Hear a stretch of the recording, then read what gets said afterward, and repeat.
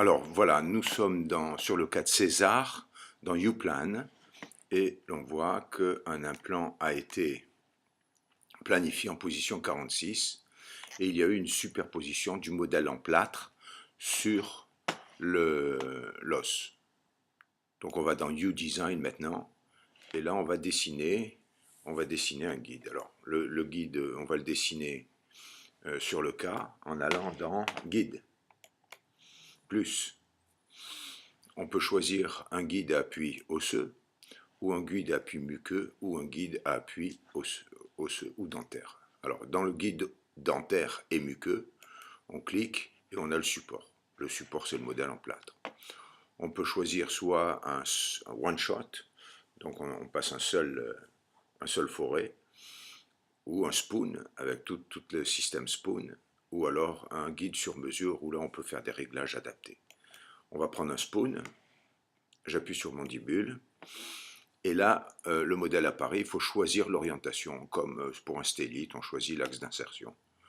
Donc je fais en sorte de voir à peu près les deux côtés des dents, sinon je vais avoir des contre-dépouilles. J'enlève l'os. Alors là, l'ordinateur, c'est un peu lent, il est en train de calculer un guide sur la totalité de la surface du modèle en plâtre. Il calcule la totalité, voilà, il a calculé. Maintenant qu'il a calculé, je vais enlever les éléments qui ne me servent à rien. Donc je cache l'os, je cache le modèle en plâtre, je cache les implants parce que j'en ai pas besoin. Et là j'ai le guide. Alors c'est un guide complet. Alors ce que je vais faire dans un premier temps, c'est que je vais utiliser cet outil qui est l'outil lasso. Et cet outil lasso va me permettre de faire une découpe grossière avec des petits points. Voilà, de ce que je ne souhaite pas utiliser. Je fais un double clic sur le dernier point et ça supprime les éléments dans le polygone. Je vais faire la même chose de l'autre côté. Donc je viens à l'arrière, j'arrondis un petit peu. Alors si par mégarde je touche un cylindre, la coupe ne sera pas effective au niveau du cylindre. Elle n'est effective que sur les parties qui ne sont pas dangereuses. Le cylindre, si on se trompe, on peut avoir quelque chose de faux. Donc le cylindre est protégé dans la coupe. J'arrondis, je fignole les bords. Je fignole les bords. Alors bien sûr, on peut le faire aussi à la finition. Après, une fois que le modèle a été imprimé.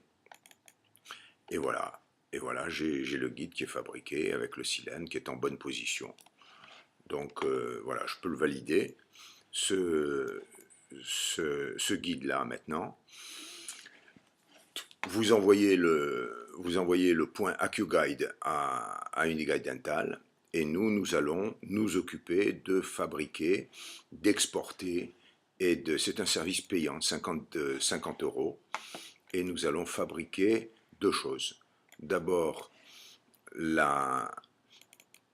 le guide qui va permettre de faire la chirurgie. Alors voilà, il est fait pour Gérard Gonzalez.